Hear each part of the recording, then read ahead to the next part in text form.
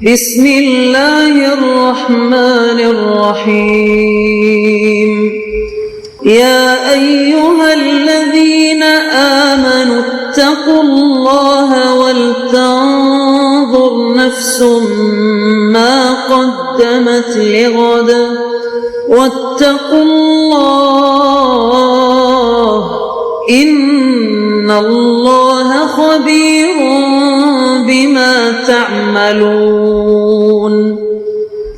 اے ایمان والو، اللہ سے ڈرتے رہو اور ہر شخص کو دیکھنا چاہیے کہ اس نے کل یعنی آخرت کے لیے کیا سامان بھیجا ہے، اور ہم پھر کہتے ہیں کہ اللہ سے ڈرتے رہو، بے شک اللہ تمہارے سب اعمال سے خبردار ہے۔ بسم اللہ الرحمن الرحیم، الحمد للہ رب العالمین، والصلاة والسلام على اشرف الانبیاء والمرسلین وعلى آلہ واصحابہ اجمعین ومن تبعہم بإحسان الى یوم الدین۔ قابل صد احترام حضرات شائقین و شائقات سچا پیغام، السلام علیکم ورحمۃ اللہ وبرکاتہ۔ آج کی محفل میراث النبی کے نورانی پروگرام میں آپ کا استقبال ہے۔ اہلا و سہلا مرحبا۔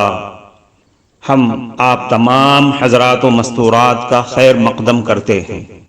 محترم حضرات و خواتین، تعلیم کا آغاز ہو رہا ہے۔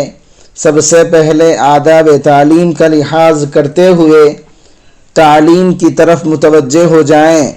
پورے دھیان سے سننا، عمل کی نیت سے سننا اور تبلیغ کی نیت سے سننا، یعنی سنی ہوئی باتیں دوسروں تک پہنچانے کے جذبے سے سننا۔ چند خاص آداب تعلیم ہیں، امید ہے کہ آپ حضرات ان آداب کا ضرور خیال رکھیں گے۔ جزاکم اللہ۔ بسم اللہ الرحمن الرحیم۔ حضرت عبداللہ بن عمر رضی اللہ عنہما سے روایت ہے کہ رسول اللہ صلی اللہ علیہ وسلم نے فرمایا، جب تم میں سے کوئی جمعے کو یعنی جمعے کی نماز کے لیے آئے تو اس کو چاہیے کہ غسل کر لے، یعنی نماز جمعہ ادا کرنے کے لیے اس کو غسل کر کے آنا چاہیے۔ حضرت ابو ہریرہ رضی اللہ عنہ سے روایت ہے کہ رسول اللہ صلی اللہ علیہ وسلم نے فرمایا کہ ہر مسلمان پر حق ہے، یعنی اس کے لیے ضروری ہے کہ ہفتے کے 7 دنوں میں سے ایک دن یعنی جمعے کے دن غسل کر لے، اس میں اپنے سر کے بالوں کو اور سارے جسم کو اچھی طرح دھوئے۔ ان دونوں حدیثوں میں جمعے کے غسل کا تاکیدی حکم ہے، اور صحیحین ہی کی ایک اور حدیث میں جو حضرت ابو سعید خدری رضی اللہ عنہ سے مروی ہے کہ غسل جمعہ کے لیے واجب کا لفظ آیا ہے، لیکن امت کے اکثر ائمہ اور علماء شریعت کے نزدیک اس سے اصطلاحی وجوب مراد نہیں ہے، بلکہ اس کا مقصد بھی وہی تاکید ہے جو حضرت عبداللہ ابن عمر اور حضرت ابو ہریرہ رضی اللہ عنہ کی حدیثوں کا مدعا ہے۔ اس مسئلے کی پوری وضاحت حضرت عبداللہ ابن عباس رضی اللہ عنہ کے ایک ارشاد سے ہوتی ہے جو انہوں نے بعض اہل عراق کے سوال کے جواب میں فرمایا تھا۔ محترم ناظرین کرام، اس دینی اور ایمانی بیان کو سننے کے دوران ہی اس کو لائک کر دیجئے اور شیئر بھی کر دیجئے تاکہ دوسرے بھی اس سے فائدہ اٹھا سکیں۔ اللہ آپ کو جزائے خیر عطا فرمائے۔ عراق کے بعض لوگ حضرت عبداللہ ابن عباس رضی اللہ عنہ کی خدمت میں حاضر ہوئے اور انہوں نے سوال کیا کہ آپ کے خیال میں جمعے کے دن کا غسل واجب ہے؟ انہوں نے فرمایا، میرے نزدیک واجب تو نہیں ہے، لیکن اس میں بڑی طہارت اور پاکیزگی ہے اور بڑی خیر ہے اس کے لیے جو اس دن غسل کرے، اور جو کسی وجہ سے اس دن غسل نہ کرے تو وہ گنہگار نہیں ہوگا، کیونکہ یہ غسل اس پر واجب نہیں ہے۔ اس کے بعد حضرت عبداللہ ابن عباس رضی اللہ عنہما نے فرمایا، میں تمہیں بتاتا ہوں کہ غسل جمعہ کے حکم کی شروعات کیسے ہوئی۔ واقعہ یوں ہے کہ اسلام کے ابتدائی دور میں مسلمان لوگ غریب اور محنت کرنے والے تھے۔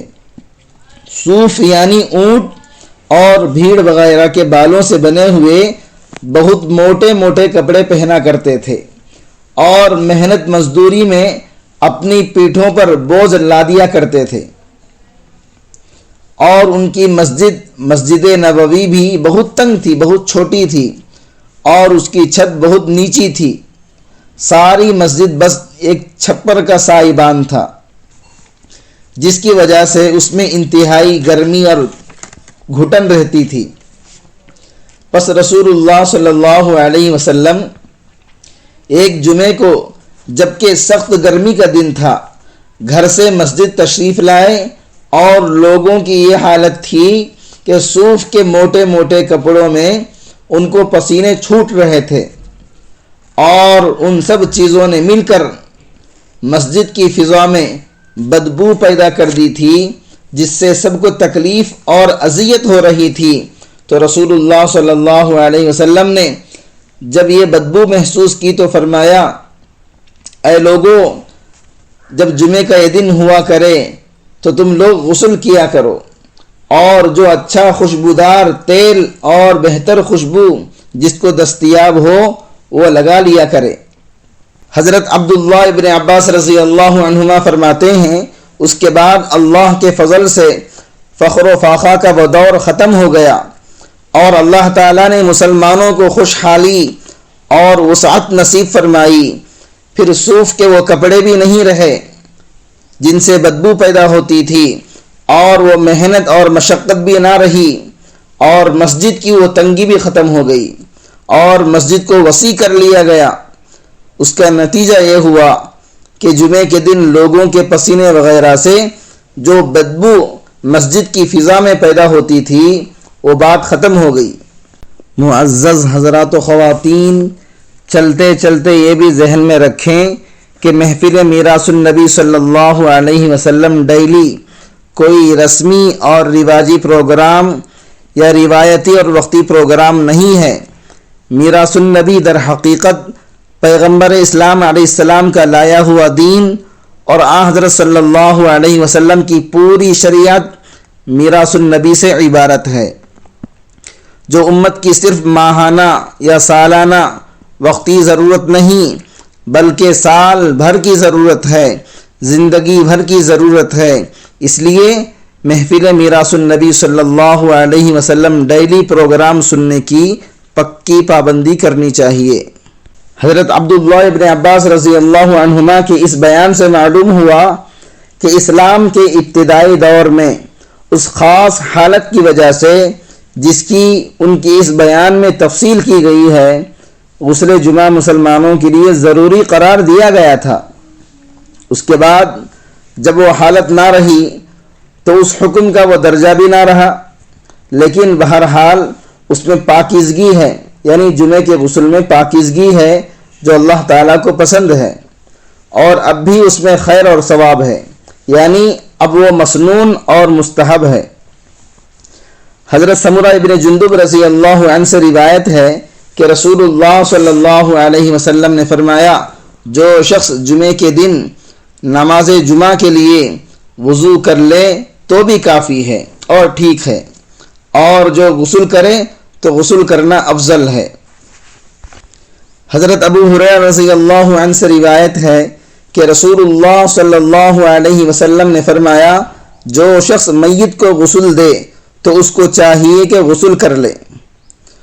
سنن ابن ماجہ میں یہ حدیث بس اسی قدر ہے، اور مسند احمد، جامع ترمذی اور سنن ابی داود میں اس کے ساتھ یہ بھی اضافہ ہے، اور جو شخص میت کا جنازہ اٹھائے اس کو چاہیے کہ وضو کر لے۔ امت کے ائمہ اور علماء شریعت کے نزدیک یہ حکم استحبابی ہے، یعنی یہ حکم مستحب ہے، اس لیے ان کے نزدیک میت کو غسل دینے والے کے لیے مستحب ہے کہ غسل سے فارغ ہونے کے بعد وہ خود بھی غسل کر لے، کیونکہ اس کا کافی امکان اور احتمال ہے کہ غسالہ میت کی چھینٹیں اس کے جسم کے کسی حصے پر پڑ گئی ہوں۔ دوسری حدیث میں، جس کو امام بیہقی رحمۃ اللہ علیہ نے حضرت عبداللہ ابن عباس رضی اللہ عنہما سے روایت کیا ہے کہ اس غسل کے وجوب کی صریح نفی بھی وارد ہوئی ہے۔ اس لیے عام ائمہ امت نے میت کو غسل دینے کے بعد غسل کرنے کو مستحب کہا ہے۔ اسی طرح حدیث کے دوسرے جز میں جنازہ اٹھانے والوں کو وضو کرنے کا جو حکم ہے وہ حکم بھی استحبابی حکم ہے، یعنی وہ حکم مستحب ہے، اور اس حکم کا مقصد غالباً یہ بھی ہے کہ جنازہ اٹھانے والے پہلے ہی سے وضو کر کے نماز جنازہ پڑھنے کے لیے تیار رہیں۔ حضرت عبداللہ ابن عباس رضی اللہ عنہما سے روایت ہے کہ رسول اللہ صلی اللہ علیہ وسلم عید الفطر اور عید الاضحیٰ کے دن غسل فرمایا کرتے تھے۔ عید الفطر اور عید الاضحیٰ کے دن غسل کرنا اور حسب توفیق اچھا صاف ستھرا لباس پہننا اور خوشبو استعمال کرنا امت کے ان متوارث اعمال میں سے ہے جن کا رواج بلا شبہ قرن اول سے چلا آ رہا ہے۔ کفارہ مجلس کی دعا پڑھ لیجئے۔ سبحانک اللہم و بحمدک اشہد ان لا الہ الا انت استغفرک و اتوب الیک۔ معزز حضرات و خواتین، ہم آپ کے بے حد شکر گزار ہیں کہ آپ نے محفل میراث النبی صلی اللہ علیہ وسلم میں شرکت کے لیے اپنا قیمتی وقت فارغ کیا ہے۔ اللہ تعالیٰ آپ کو خوش و خرم رکھے، آمین۔